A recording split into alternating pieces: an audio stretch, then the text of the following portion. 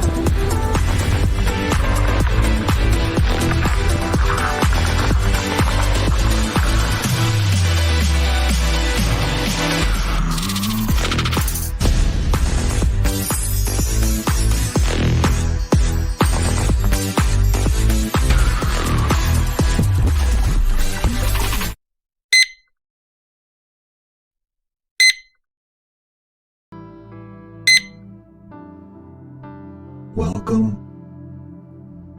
Shalom saudara. Pagi ini ada sukacita dari Tuhan, amin. Pagi ini ada kebaikan Tuhan atas setiap kita.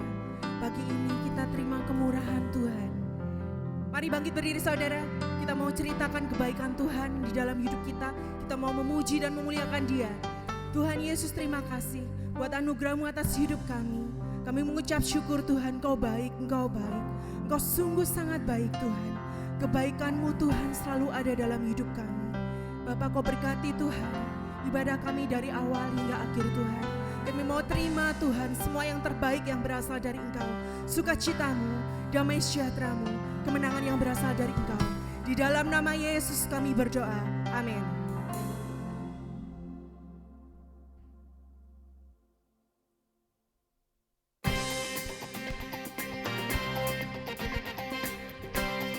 Yuk kita mau menyanyi buat Tuhan.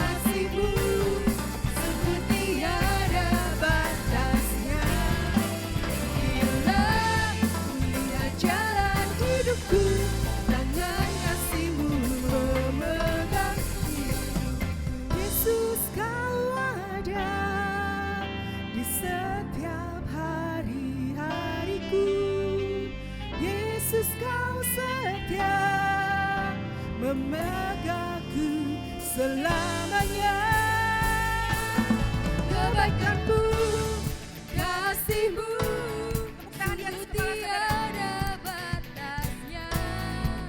Bila mulia jalan hidupku, tangan kasihmu memegangku. Kebaikanmu, kasihmu, sungguh tiada batasnya. Bila mulia jalan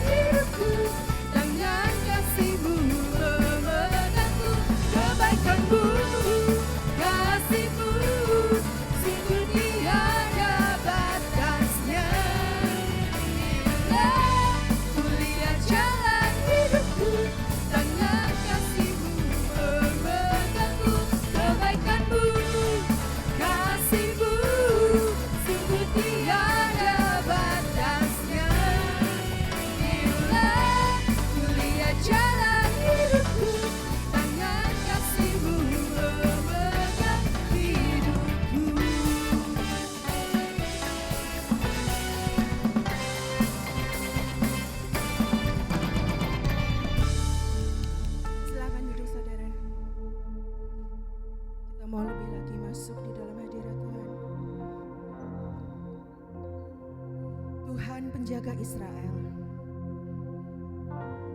Aku melayangkan mataku ke gunung. Dari manakah datang pertolonganku?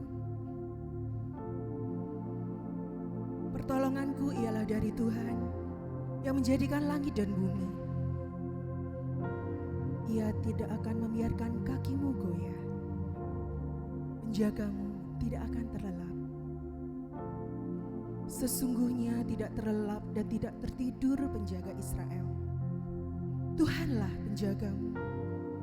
Tuhanlah naunganmu di sebelah tangan kananmu. Matahari tidak akan menyakiti engkau pada waktu siang dan bulan pada waktu malam. Tuhan akan menjaga engkau terhadap segala kecelakaan. Ia akan menjaga nyawamu. Tuhan akan menjaga keluar masukmu dari sekarang sampai selama-lamanya. Amin.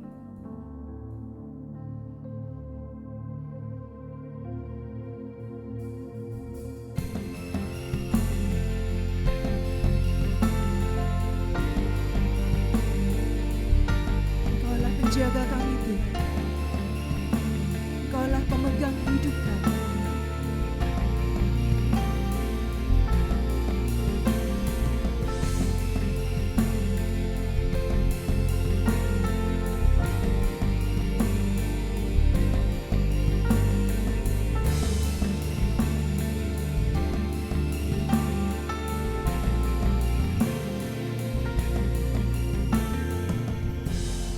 Jiwaku haus akan hadirat-Mu, seperti tanah yang kering.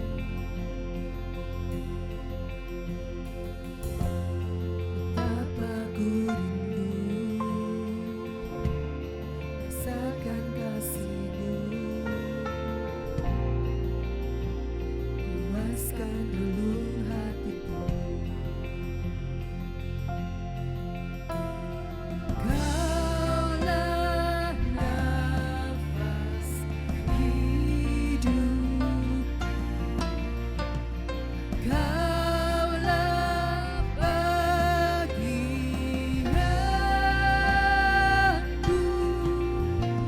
Engkaulah tempat perlindunganku, dalam naungan-Mu ku berserah penuh. Jiwaku melekat kepadamu, sumber pengharapanku, memegang hidupku.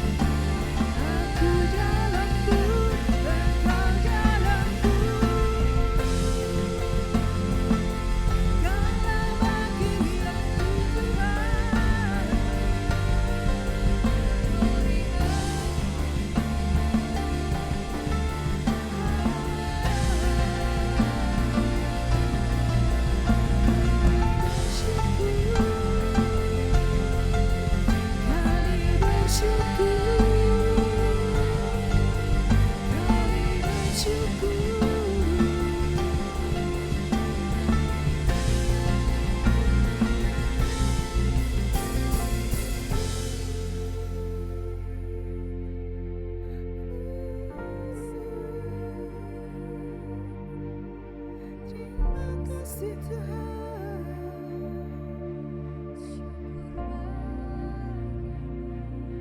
Terima kasih buat cintamu.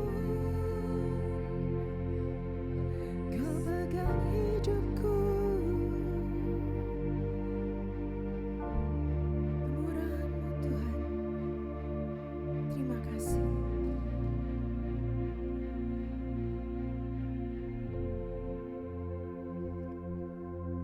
Terima kasih buat setiap berkat kemurahan-Mu Tuhan dalam hidup kami. Kami ada sampai saat ini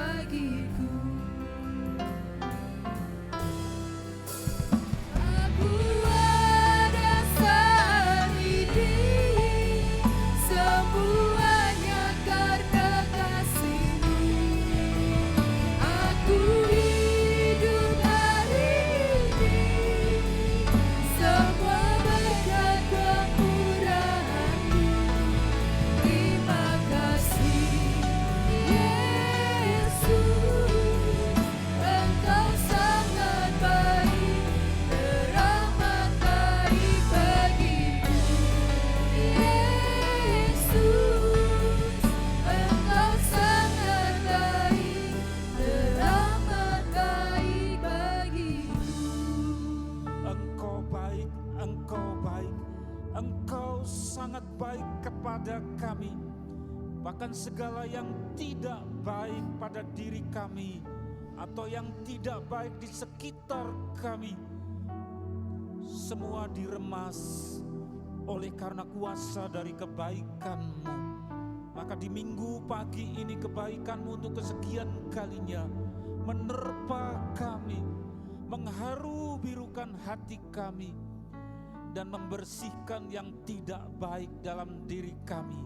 Engkau baik, Engkau baik, Engkau baik, Tuhanku Yesus.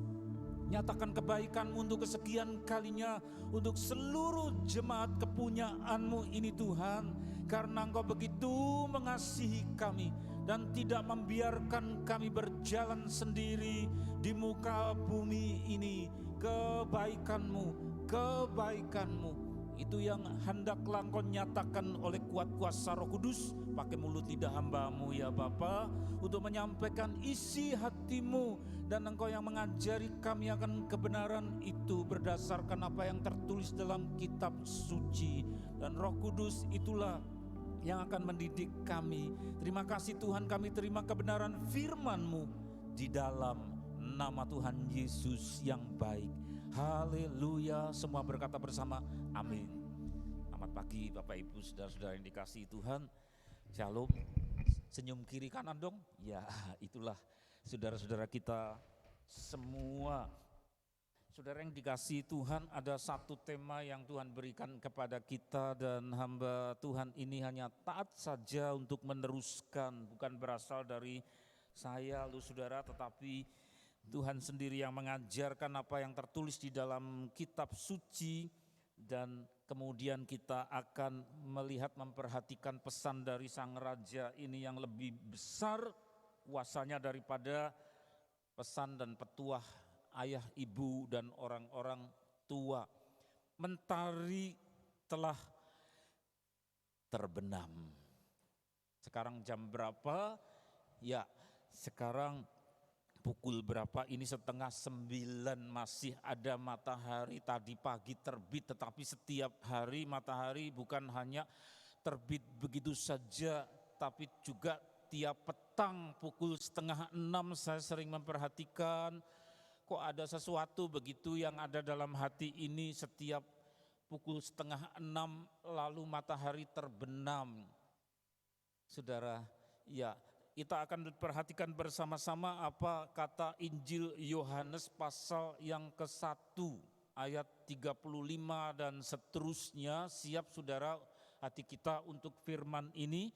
Yohanes pasal 1 ayat 35, buka hati lebar-lebar untuk firman ini. Siap saudara? Pada keesokan harinya Yohanes berdiri di situ pula dengan 2 orang muridnya. Dan ketika ia melihat Yesus lewat, ia berkata, "Lihatlah anak domba Allah." Kedua murid itu mendengar apa yang dikatakannya itu, lalu mereka pergi mengikut Yesus. Terus, tetapi Yesus menoleh ke belakang, jadi melihat kepada 2 orang murid dari Bapak Yohanes ini, saudara, menoleh. Ia melihat bahwa mereka mengikuti dia. Oh, ada yang ikut saya. Ya saudara, Tuhan melihat, lalu berkata kepada mereka, "Apa yang kamu cari?" Kata mereka kepadanya, "Rabi," artinya guru dalam bahasa, "di manakah engkau tinggal?" Terus ia berkata kepada mereka, "Marilah dan kamu akan melihatnya." Mereka pun datang dan melihat di mana ia tinggal, dan hari itu mereka tinggal bersama-sama dengan dia. Waktu itu kira-kira pukul 4. Salah seorang dari keduanya yang mendengar perkataan Yohanes lalu mengikut Yesus adalah Andreas, saudara Simon Petrus. Orang ini yang dipakai untuk menamai jalan di sebelah sana ya saudara, yaitu orang ini. Terus kita lihat bersama-sama, pusatnya ada pada ayat 39 ini yang akan menjadi inti dari perhatian kita bersama dari judul tadi. Ia berkata, Tuhan Yesus berkata kepada berapa orang tadi? 2 orang. Satu namanya Andreas ya. Andreas artinya saudara laki-laki atau andros. Coba satunya tidak disebut namanya siapa tidak jadi persoalan. Kalau tidak disebut berarti bahwa bukan itu inti dari pokok yang diajarkan. Tapi lihatlah, saya sampai tertarik memberi warna merah. Saudara, bergetar hati saya saudara sampai itu penting sehingga diberi warna merah, satu bentuk dari hospitality. Satu bentuk dari keramah tamahan yang istilah Jawa ada saudara yang namanya apa? Rigen ya. Mempersilahkan. Nah, istilah ini yang saya sebut tadi secara pribadi ini menggetarkan hamba Tuhan ini saudara, menggetarkan hati, yaitu apa? Come in. Come in. Come in. Mari. Satu bentuk dari keramah tamahan yang lebih daripada sekedar apa? Basa-basi. Masa sih Tuhan kita yang penuh kuasa cuma basa-basi, tidak mungkin saudara lebih daripada itu. Maka saya beri apa tanda? Merah. Kalau dulu 2000 tahun yang lampau dia bilang kamin, ayo masuk mari kepada Andreas dan satunya. Tapi hari ini saya rindu Tuhan juga berkata kepada kita sekalian yang ada dalam ruangan ini. Atau mungkin yang ada dalam ruangan tapi berita ini sampai kepada mereka. Marilah dan kamu akan melihatnya. Marilah dan kamu akan melihatnya. Saya tertarik dengan lukisan-lukisan di mana pelukisnya itu bukan hanya ahli, tapi juga saya percaya diurapi Tuhan. Sehingga dari mata gambar Tuhan Yesus, ekspresi wajahnya, sampai kemudian tangannya saudara, terus di belakangnya itu ada pintu. Dan pintu itu yang ditunjuk oleh tangannya yang terbuka. Dan hanya dari gambar tanpa kata-kata itu sudah cukup menggetarkan hati. Ya, nanti dulu yang tadi ya. Cukup hanya dengan lukisan itu sudah cukup menggetarkan. Marilah dan kamu akan melihatnya. Terus apa responsnya yang saya beri warna coklat kuning itu, mereka pun datang. Jadi yang namanya menyambut dengan ramah lalu ditanggapi, mereka pun datang. Jadi come in, masuk ke rumah itu. Nah saudara, ini bukan bertentangan dengan ayat yang lain ya saudara. Kalau saudara rajin membaca kitab suci, berita tentang juru selamat kita, ada satu bagian yang berkata bahwa serigala itu punya tempat sarang. Binatang-binatang punya tempat untuk tinggal, tapi anak manusia ini, dia menyebut dirinya dengan gelar anak manusia ini tidak punya tempat untuk meletakkan kepalanya. Tapi kok di sini ada rumah ya saudara.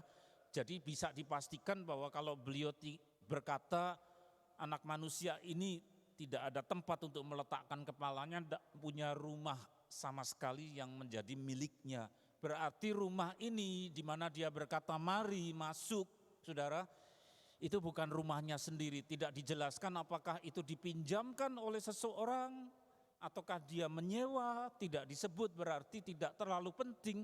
Tetapi adegan yang penting, ada tawaran untuk masuk, kemudian ditanggapi, mereka pun datang dan melihat di mana ia tinggal. Dan hari itu mereka tinggal bersama-sama dengan dia. Waktu itu kira-kira pukul 10, jadi sudah malam saudara. Waktunya sudah malam. Nah, saya mencatat ada beberapa bagian yang sangat penting kalau saudara mungkin melihat dari kitab Wahyu, itu seperti kebalikannya. Dan juga digambar, kalau saudara melihat poster-poster tidak perlu cari ke pasar tapi bisa dari internet, dari Google saudara, gambar di mana Tuhan Yesus di belakang, di depannya ada pintu, terus beliau mengetuk pintu. Mengetuk pintu. Orangnya berarti yang punya rumah. Dan ketika orang membukakan pintu, beliau masuk. Ini berarti orangnya yang punya rumah itu yang mempersilahkan beliau masuk. Lihatlah, aku berdiri di muka pintu dan mengetuk. Setiap orang yang mendengar suaraku dan membukakan pintu, maka aku akan masuk. Terus bagaimana waktu masuk? Lalu apa adegannya? Dan makan bersama-sama dengan dia. Makan, saudara, ada fellowship dengan pemilik rumah. Tapi kalau yang ini bukan pintu orang yang diketuk oleh Tuhan, tapi Tuhan Yesus yang adegannya di sini yang entah tinggal atau kos atau apa, saudara, ada rumah, dia yang mempersilahkan, mari. Terus orangnya masuk, yaitu Andreas bersama dengan seorang teman, saudara. Apakah dia saudaranya ataukah sahabat tidak dijelaskan, tetapi yang membukakan pintu adalah Tuhan sendiri. Dan kemudian hari pun malam. Di terjemahan yang kurang tepat disebutkan pukul 4, tetapi di teks aslinya itu menyebut tentang deka, yaitu deka itu 10, saudara. Jam 10, itu terjemahan yang lebih tepat waktu murid-murid Yohanes ini masuk ke rumah Tuhan Yesus. Nah, saudara yang dikasihi Tuhan, lebih jauh lagi waktu saya renungkan, ini adalah dibukanya pintu oleh Tuhan untuk murid-murid masuk dalam babak pertama. Karena ada babak yang kedua yang jauh lebih menentukan, babak final. Dari mana Tuhan Yesus juga berkata lagi berarti ada yang berikutnya, babak berikut, marilah. Terus murid-murid itu datang masuk, kapan itu, saudara? Yaitu saat final, di mana Tuhan sudah berkata, kamu sudah selesai, ayo marilah. Tapi babak yang kedua, kalau ini babak yang ke-1, karena dalam rangka mau masuk kepada pemuritan, mau ikut Tuhan Yesus untuk dimuridkan. Tetapi ketika sudah selesai, Tuhan akan berkata lagi, marilah. Kemudian roh orang yang bersangkutan, murid itu diambil oleh Tuhan dan masuk. Di satu tempat retret di mana kami tidak makan, tidak minum 3 hari berturut-turut, yang kata keterangan medis itu berbahaya untuk ginjal, tetapi karena satu ritual tertentu berdasarkan iman, ada ritualitas pas pembukaan menyanyi menyembah, bersua dengan hadirat Tuhan, lalu ketua dari tim panitia berkata, Tuhan tutup pencernaan ini dalam namamu, tutup semuanya. Lah kemudian Tuhan memberi keamanan ketika pencernaan ini ditutup 3 hari, namanya puasa Ester, saudara, ngebleng. Ngebleng itu berarti bukan puasa terus sorenya makan, minum, terus besoknya puasa lagi, malamnya makan, hari ketiga puasa, sorenya makan, tidak. Tetapi ngebleng itu ya 3 hari itu tidak makan, tidak minum, seperti Ester. Jadi bukanya mulai minum, makan itu sesudah 3 hari. Cukup beresiko, tetapi bagi orang yang percaya, namanya saja percaya, masuk ke situ. Sudah tanggung jawabnya Tuhan, nyawa milik Tuhan, pencernaan miliknya Tuhan. Saya heran ternyata di Ungaran itu, jadi kalau dari kota Ungaran ada kolam Siwarak. Di situ lewat kolam Siwarak, nah itu di atas gunung Ungaran, saudara, lewat kampung. Begitu berkenalan, sesudah memuji Tuhan supaya kenal satu dengan yang lain, saya heran, lu kok yang duduk bersandar di tembok yang hadir itu dari bermacam-macam latar belakang itu sakit semua. Sakit semua, ada yang tekanan darahnya terlalu tinggi, ada yang ini, ada yang itu, ada yang ginjal, ada yang liver. Oh, jadi mereka itu orang-orang yang sungguh berani.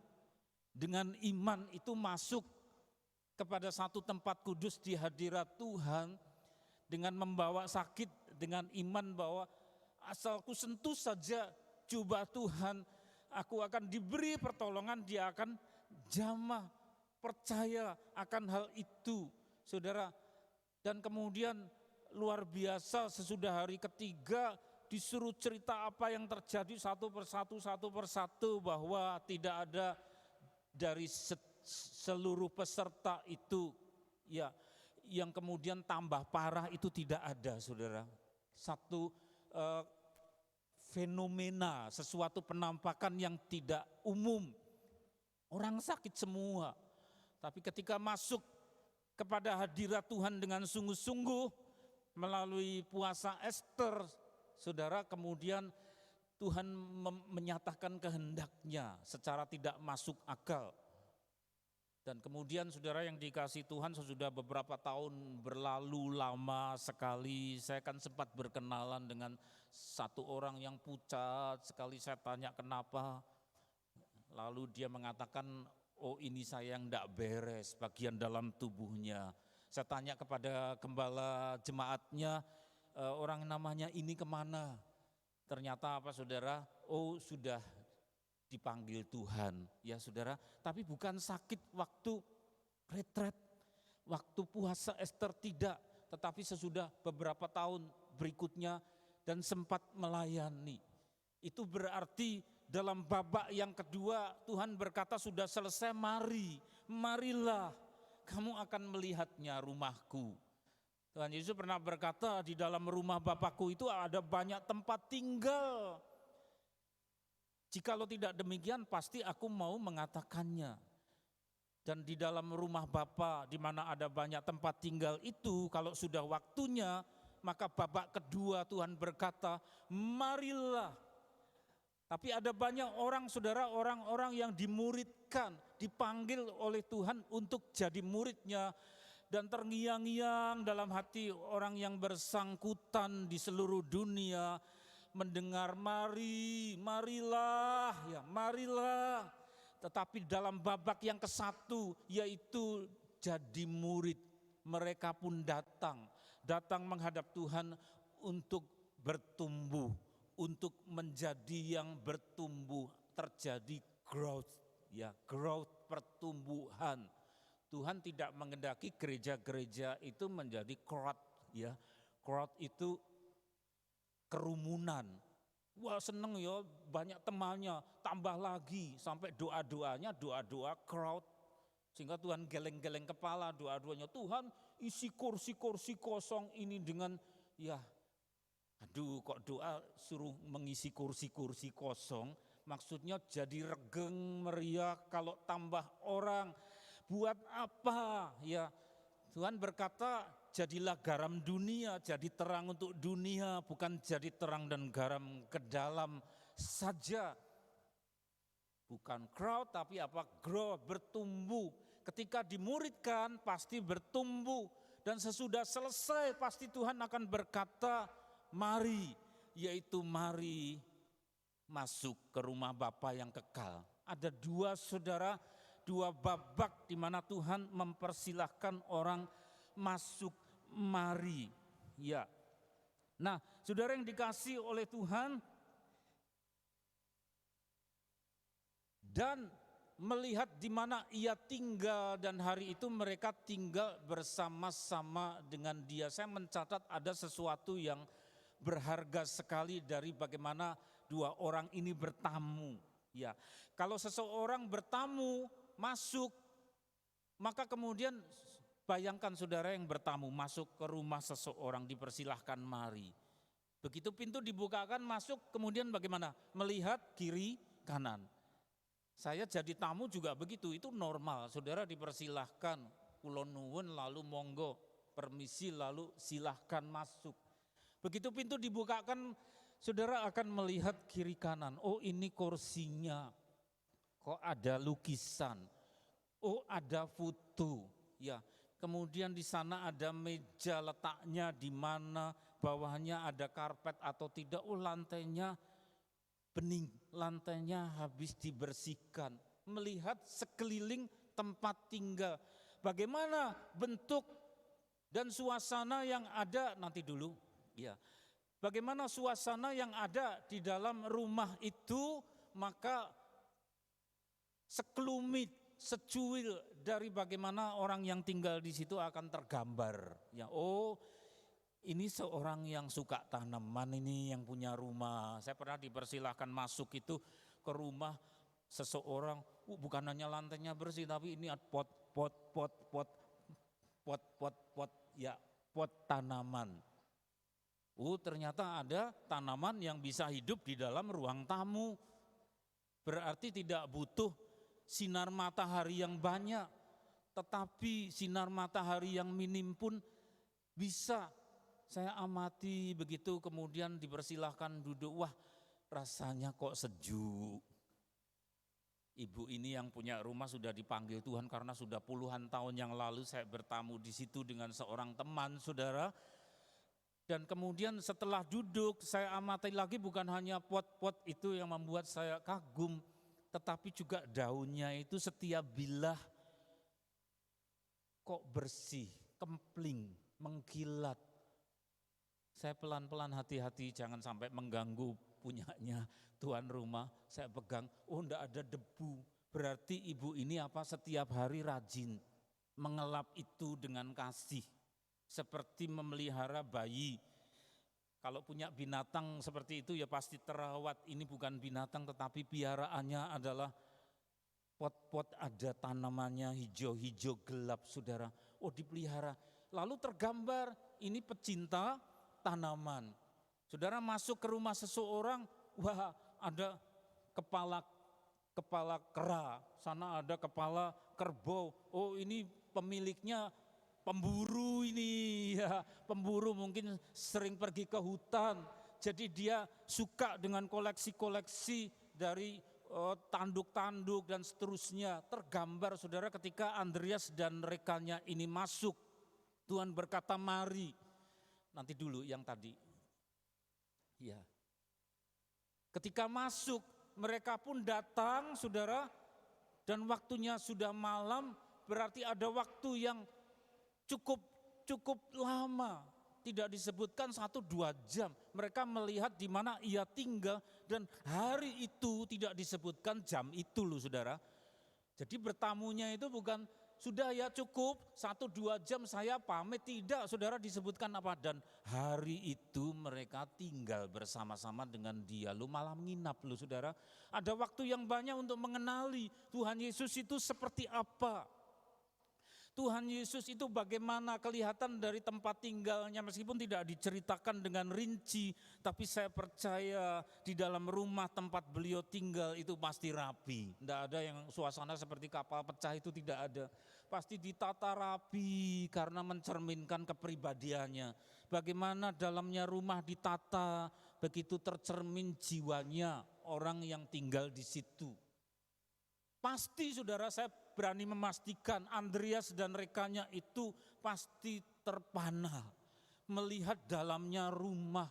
Oh, seperti ini guruku yang baru, karena gurunya yang lama siapa? Yohanes Pembaptis. Terus ditransfer, toh saudara, di referral, yaitu ayo sekarang kamu naik tingkat, gurunya sudah bukan aku lagi, Bapak Yohanes Pembaptis, tapi itu gurumu yang baru, yaitu Anak Domba Allah. Lihatlah, silahkan ikut. Ketika ikut masuk, mulai tergambar lebih luas. Bukan hanya melihat tubuh, bukan hanya melihat sosok, bentuk, postur dari hadirat Tuhan Yesus saja, tetapi lebih luas rumah tempat tinggalnya. Lalu mulai dibukakan sifat-sifat, karakter, kesukaan, mentalitas jiwa dari yang tinggal di situ. Saudara yang dikasihi oleh Tuhan, Tuhan juga rindu kepada ibu-ibu, bapak-bapak sekalian, kita semua ini untuk mengenal lebih dalam. Tetapi apakah kita juga peka ketika dia berkata, marilah, maka aku pun datang.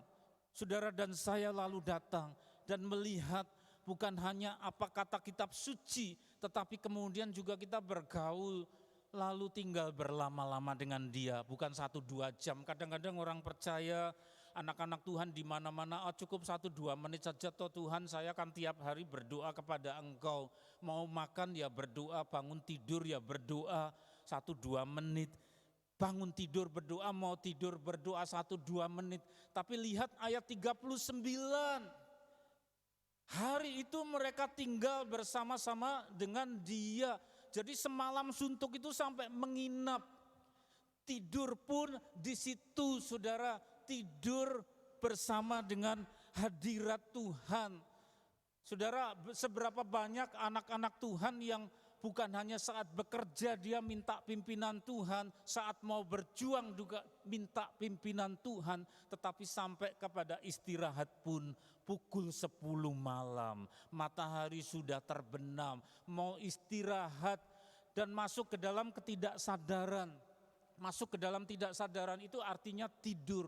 Ketika tidur, saudara, orang tidak sadar ini yang punya rumah mau berbuat jahat sama saya tamunya, atau dia baik jagai saya. Kalau bisa tidur artinya apa? Percaya kepada yang tuan rumah itu orang baik-baik, bukan orang jahat. Maka daripada itu saya pernah cerita kepada kelompok care, saya pernah bermimpi itu belum lama, cuma 3 hari yang lalu. Kok mimpi kok aneh, enggak enak. Tiba-tiba ada seseorang, Bapak memegang lengan kanan saya, bukan lengan kiri tapi lengan kanan saya. Begitu, terus mau dituntun agak kasar untuk masuk ke satu rumah. Lah ini orang siapa, maksudnya mau apa masuk ke rumah? Ya saya juga enggak mau, saudara. Adegannya cepat sekali, cuma beberapa detik. Memegang lengan saya tengok, saya enggak kenal Bapak ini. Loh kok pegang lengan kanan saya, mau masuk ke satu rumah. Juga ada istri yang melihat kepada saya dan Bapak ini, dia juga ada orang yang lain yang juga mau mengajak masuk, tapi tidak dengan sopan. Dan kemudian yang aneh lagi, ketika saya menengok ke wajah Bapak ini, seng begitu masuk ke hidung saya, bau sengak keringatnya, saudara. Dan mimpi pun buyar, saya terbangun. Aneh, saudara. Begitu bangun itu masuk ke dalam dunia sadar, kok bau keringatnya kok masih ada. Berarti bukan mimpi biasa, ya. Saudara waspadai seperti itu. Mimpinya sudah hilang, sudah. Saya melek kok, saya lihat jam 3 pagi. Bapak ini sudah enggak ada karena hanya dalam mimpi. Tapi kok bau keringatnya itu berarti di dalam kelenjar ininya infeksi, ya saudara. Baunya luar biasa. Saya terus duduk mau nulis renungan dalam doa untuk saudara-saudara di grup. Biasanya kalau pagi saya tunda kok masih jam 3. Terus saya duduk, ini apa toh Tuhan artinya?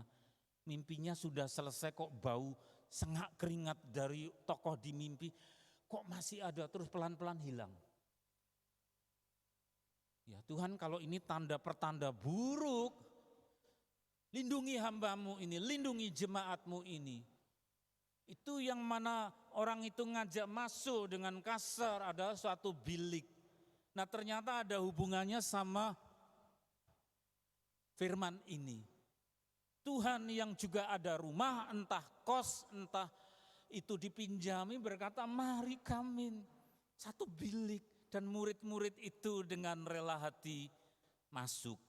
Bukan digamit dengan paksa dan Tuhan dikatakan tidak dikatakan keringatnya bau. Oh enggak, saudara.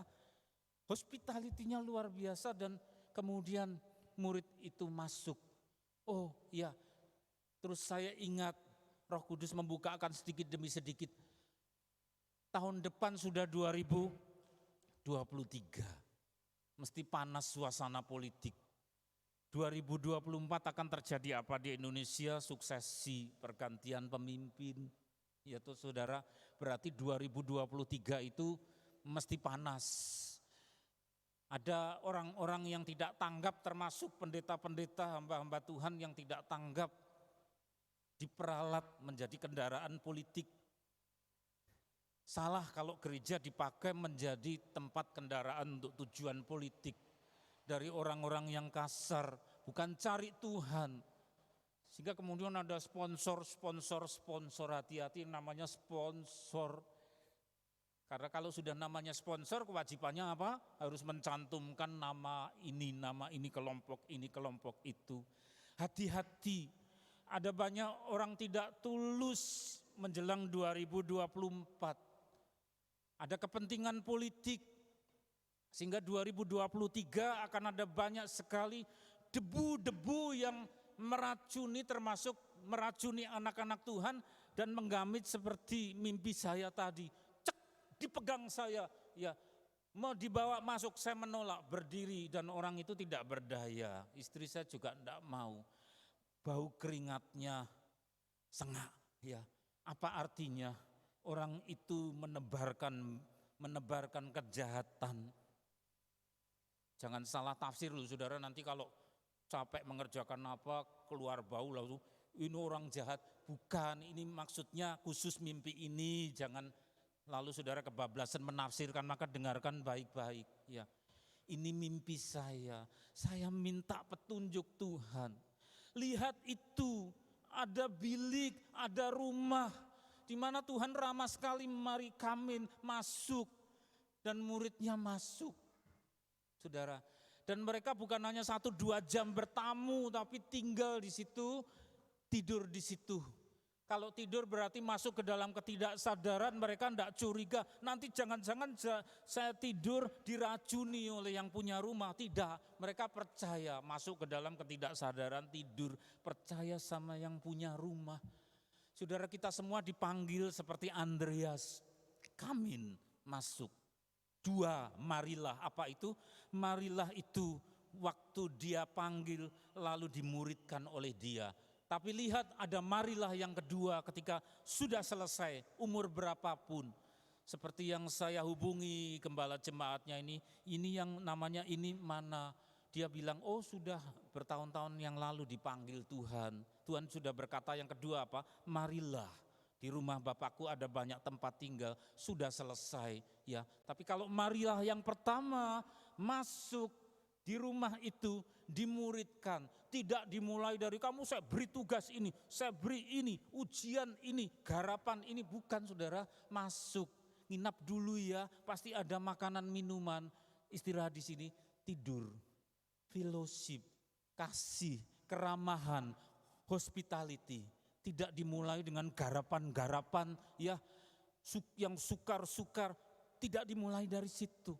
Itu pemuritan. Tuhan berkata, marilah, bukan untuk crowd memenuhi rumah, tapi growth, untuk pertumbuhan. Terus berikut saudara, saya tertarik memasang gambar jantung merah pada pintu itu.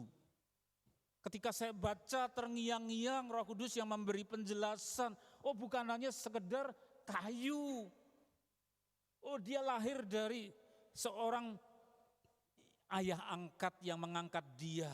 Lahir dari Maria, tapi kemudian tunangannya Bapak Yusuf itu tukang kayu, akrab dengan gergaji, bisa membuat pintu.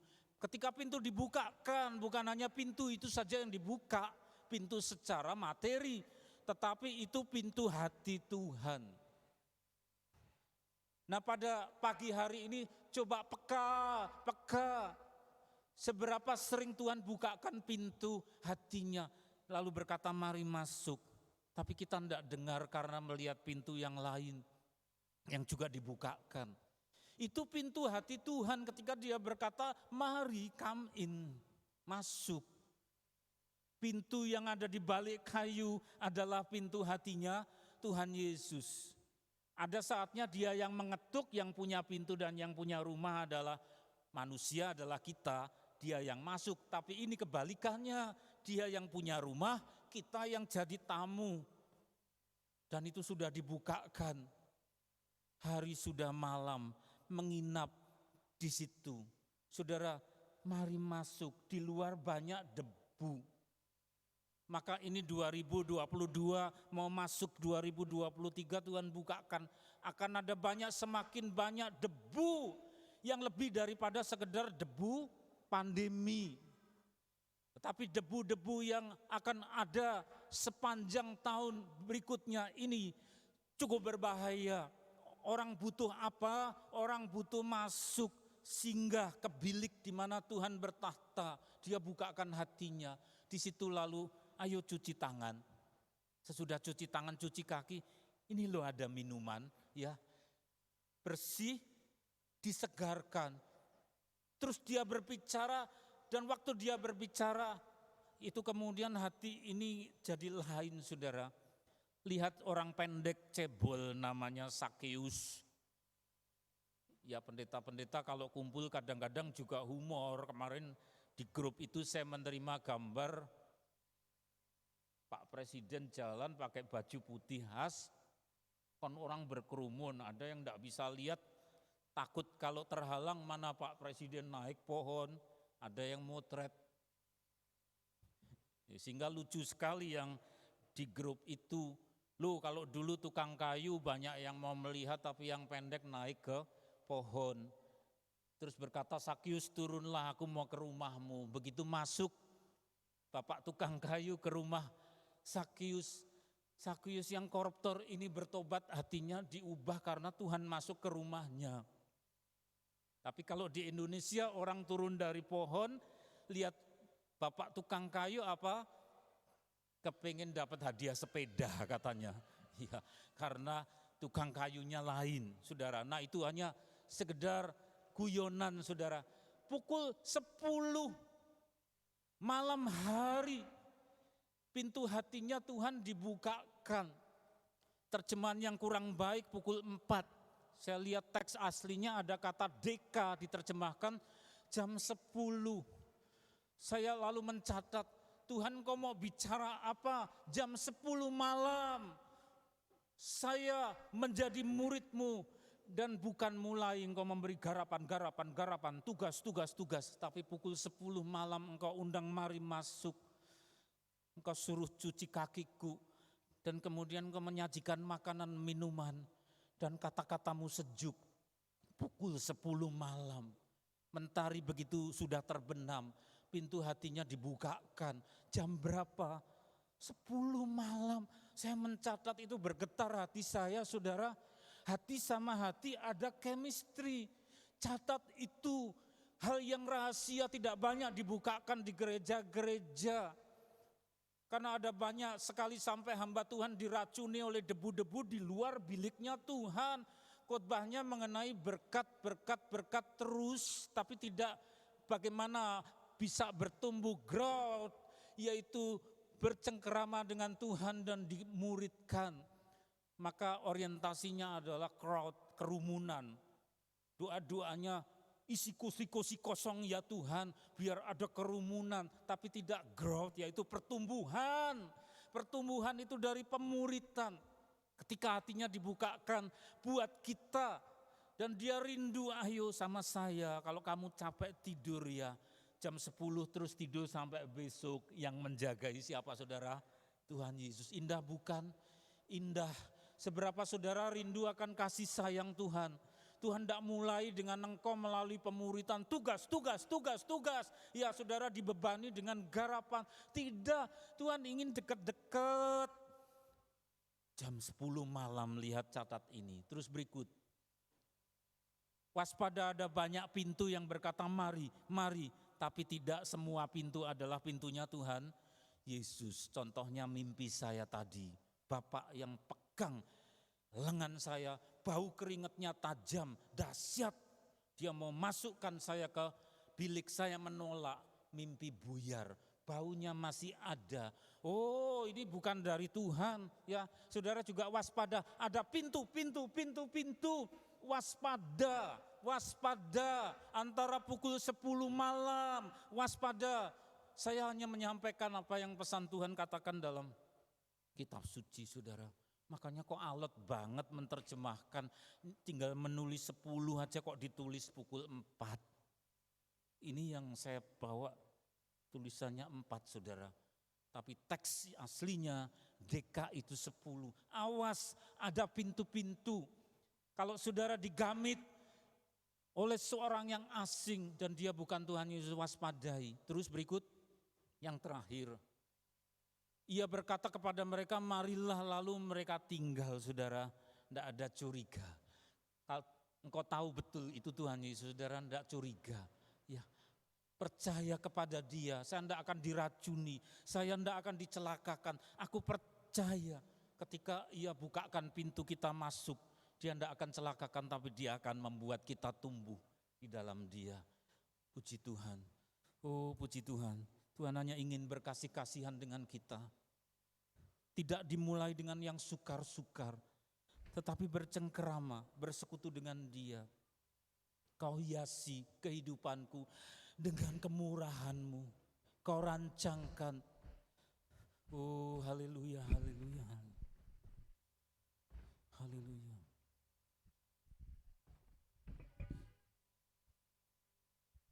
Aku hidup untuk hari ini semuanya karena kasih-Mu. Oh kasih-Mu, kasih-Mu, kasih-Mu. Terima kasih Yesus.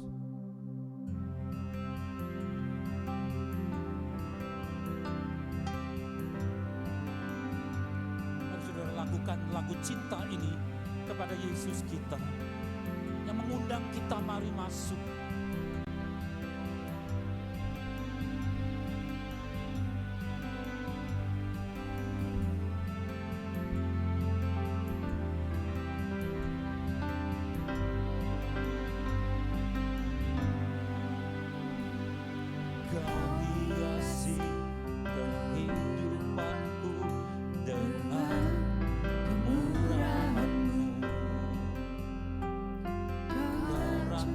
Kau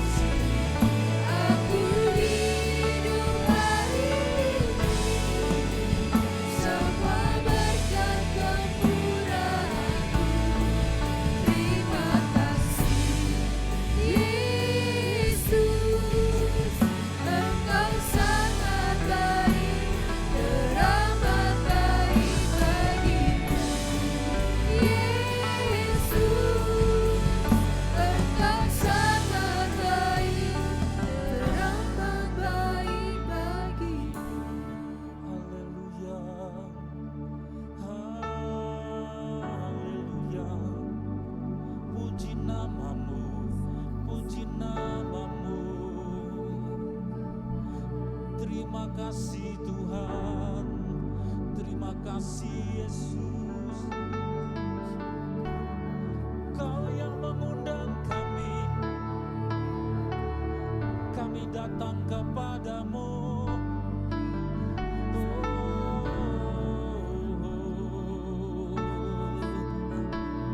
Saudara, suara-suara dari dunia juga mengundang anak-anak Tuhan.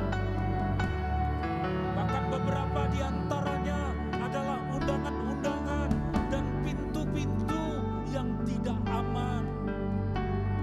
Ada banyak jalan yang dikira orang lurus, tetapi menuju kepada kebinasaan.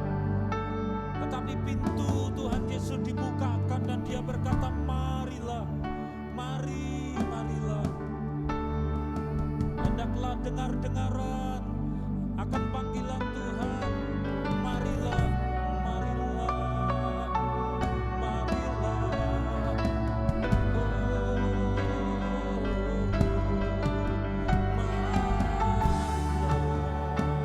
Tuhan tidak hanya puas kita bertamu 1-2 jam. Kalau demikian kita cuma berstatus tamu dan tamu. Tapi Tuhan ingin engkau tinggal dan menginap, bahkan tinggal dengan Dia selama-lamanya.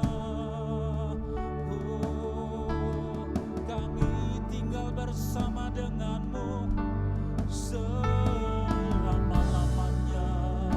Sebelum sampai kepada saat kami mendengar kedua kalinya, mari, tapi sudah saat final, saat akhir.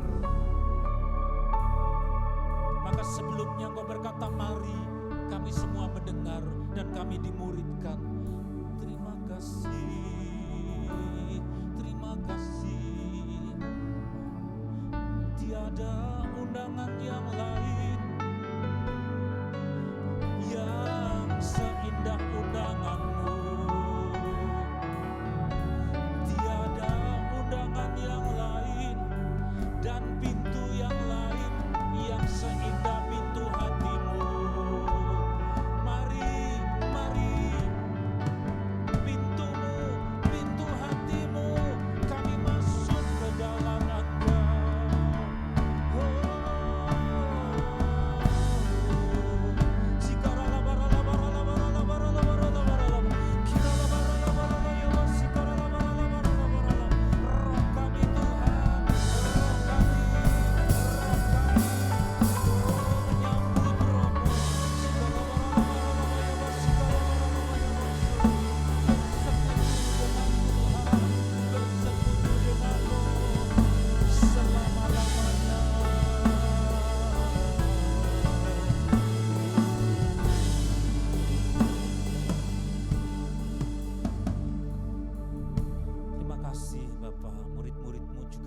Persembahkan persembahan sebagai tanda terima kasih. Urapi, kuduskan apa yang kami kumpulkan, seberapapun yang ada, bukan dengan paksa, tapi dengan cinta. Sehingga apa yang dihimpunkan, dikumpulkan, seberapapun yang terkumpul, boleh dipakai untuk mendukung keberlangsungan dari pekerjaan pelayanan di dalam gereja ini, dalam nama Tuhan Yesus.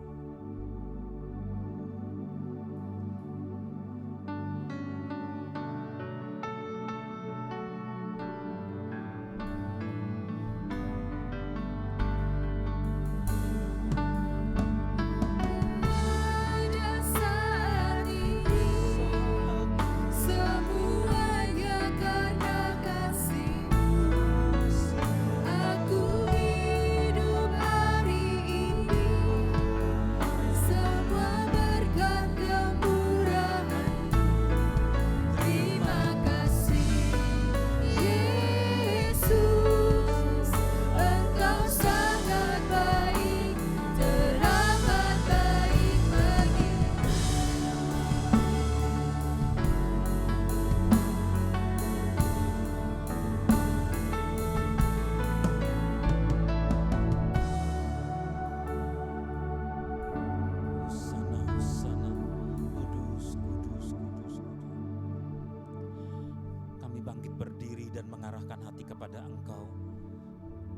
Engkau juga memberkati anakmu yang berulang tahun usia Oktana. Tambah-tambahkan hikmat cintanya kepada Engkau. Akan juga bertambah-tambah. Engkau juga cinta kepada murid-muridmu ini ya Bapa. Suaramu terdengar. Dan mereka boleh dimuridkan bersama dengan Engkau bertumbuh. Kami mengangkat kedua belah tangan kami. Mengarahkan hati kepada Engkau yang penuh dengan kasih. Bapa, curahkan berkat-Mu. Saudara, terimalah berkat yang dicurahkan di pagi hari ini. Berkat kasih sayang, damai sejahtera, air sejuk sungai Allah, anggur manis dari Roh Kudus. Oh, dicurahkan dari tata Allah Bapa di Sion. Kasih sayang, Dia yang bukakan pintu dan bukakan hati, Tuhan Yesus Kristus. Dan penyertaan yang manis dari Roh Kudus pada Minggu Kudus ini, sampai Tuhan datang yang kedua kali dan berkata mari yang kedua kali, sampai selama-lamanya menyertai Engkau dalam nama Tuhan Yesus. Semua yang percaya berkata bersama, amin. Tuhan memberkati.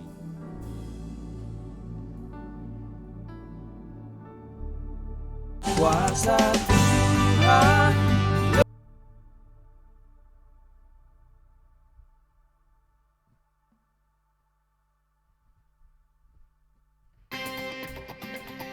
Selamat hari Minggu, Tuhan Yesus memberkati. Nanti sore ada badminton ya, jam 4 di depan SMP 1. Subon.